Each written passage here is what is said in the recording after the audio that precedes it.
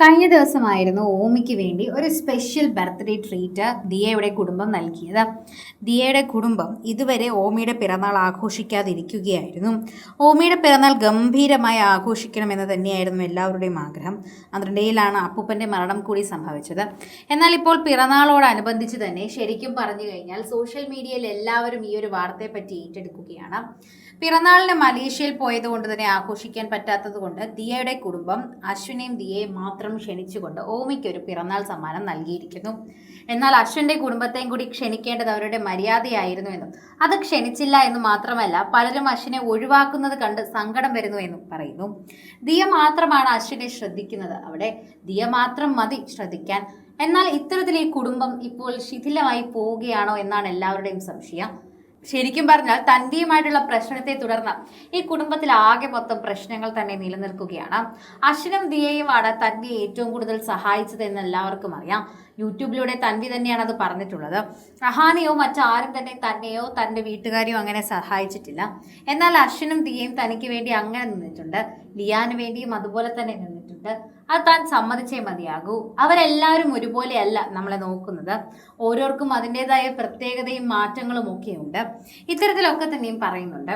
ദിയയാണ് അശ്വിനെ കൂടുതലും ശ്രദ്ധിച്ചത്. അശ്വിൻ്റെ വീട്ടുകാരെ പോലും ക്ഷണിക്കാതിരുന്നത് ഒട്ടും ശരിയായില്ല. അശ്വിൻ്റെ വീട്ടുകാരും കൂടി ക്ഷണിക്കേണ്ടതായിരുന്നു. അവർക്ക് ആ കുഞ്ഞിനെ കാണണമെന്നൊക്കെ അതിയായ ആഗ്രഹമുണ്ടാകില്ലേ? അവരും ആ കുഞ്ഞിൻ്റെ അമ്മുമ്മയും അപ്പൂപ്പനുമാണല്ലോ. അവർക്ക് ഒരു കൊച്ചുമകൾ കൂടിയുണ്ട്, സമ്മതിച്ചു. എന്നിരുന്നാലും ഈ കുഞ്ഞിനുള്ള അവകാശവും അവർക്കില്ലേ? അമ്മയ്ക്കും അച്ഛനും തന്നെയാണ് പൂർണ്ണ അവകാശം. ഇവർ ഇത് വിളിക്കുമ്പോൾ ചെയ്യുമ്പോൾ അർജുനെ പോലും വിളിച്ചിരുന്നു. ഇഷാനിയുടെ കൂട്ടുകാരനാണ് അർജുൻ പോലും അവിടെ ഉണ്ടായിരുന്നുവെങ്കിലും അശ്വിൻ്റെ വീട്ടുകാരെ ഒഴിവാക്കിയത് ശരിയായില്ല.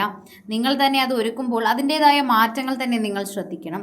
അതായിരുന്നു അത്യാവശ്യമായി വേണ്ടിയിരുന്നത്. എല്ലാവരും അത് തന്നെയാണ് പറയുന്നത്. നിങ്ങൾ അശ്വിൻ്റെ വീട്ടുകാർ ഉണ്ടാകണമെന്ന് ഉറപ്പാക്കണമായിരുന്നു. ആ കുഞ്ഞിൻ്റെ പിറന്നാളല്ലേ, അപ്പോൾ അശ്വിൻ്റെ അമ്മയ്ക്കും ആഗ്രഹം ഉണ്ടാകുമല്ലോ എന്നതാണ് എല്ലാവരും ചോദിക്കുന്നത്. ട്രോളുകളിൽ ഈ അശ്വിൻ്റെ കുടുംബത്തിനെ കൂടി ചേർക്കേണ്ട കാര്യമില്ല എന്ന് ഓർത്തിട്ടാണോ? എന്തുകൊണ്ടാണെന്നറിയില്ല. പൊതുവെ അഹാന അത്തരത്തിൽ ചെയ്യാറില്ല. എന്നാൽ ഇത് ചെയ്തപ്പോൾ വളരെയധികം ആശ്ചര്യമായി തോന്നി. അഹാന പൊതുവെ വീട്ടിലെ കാര്യങ്ങളെല്ലാം ശ്രദ്ധിച്ച് അമ്മയ്ക്ക് വേണ്ടി നിൽക്കുന്നൊരു പെൺകുട്ടിയാണ്.